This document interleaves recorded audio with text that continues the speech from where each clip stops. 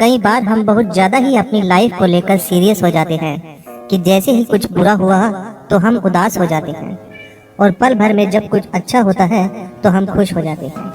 हमारे विचार बहुत जल्दी ही बदल जाते हैं। हम यह नहीं सोचते कि जो घटित हुआ है वह हमारे लिए अच्छा है या बुरा। हमारे साथ घटी घटना का भविष्य में क्या प्रभाव पड़ेगा ये भी हमें खुद नहीं पता होता है। दोस्तों, एक समय की बात है, एक किसान था जिसके पास एक घोड़ा था। वह अपने इस घोड़े से बहुत प्यार करता था।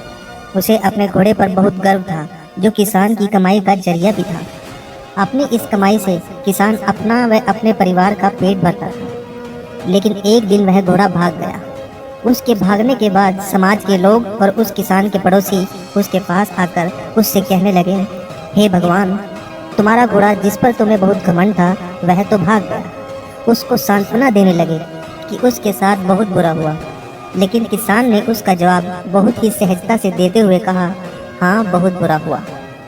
फिर अगले दिन घोड़ा वापस आ गया, लेकिन सिर्फ घोड़ा वापस नहीं आया बल्कि वह अपने साथ 3 जंगली घोड़े भी लाया।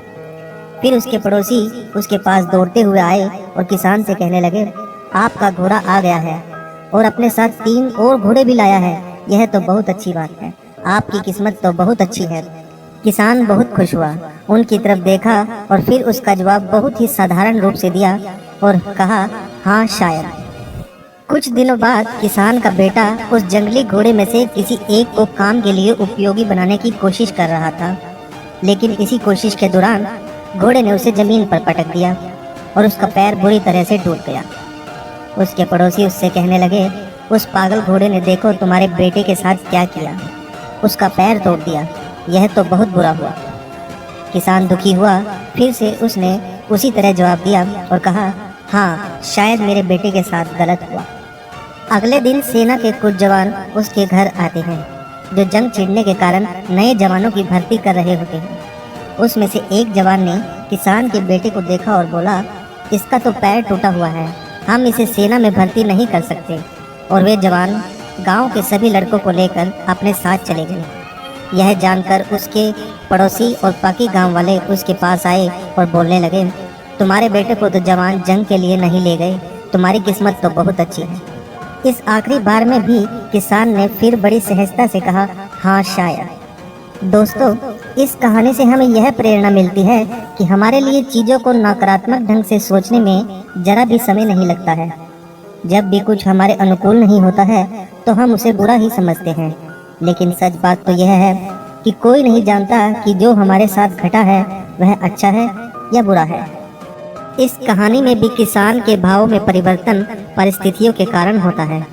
बुरी परिस्थितियों में वह नकारात्मक हो जाता है और अच्छी परिस्थितियों में वह सकारात्मक। इन नकारात्मक और सकारात्मक परिस्थितियों के बीच के समय में धैर्य रखना बहुत जरूरी होता है।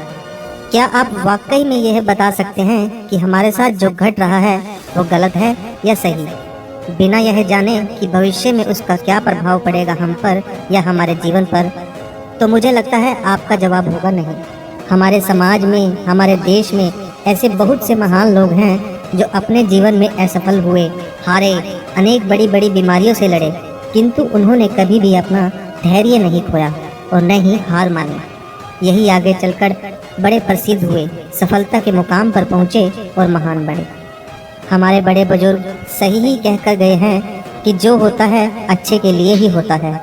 यह छोटी सी लाइन हमें बहुत कुछ सिखा जाती है और ये बातें हमें कभी नहीं भूलनी चाहिए।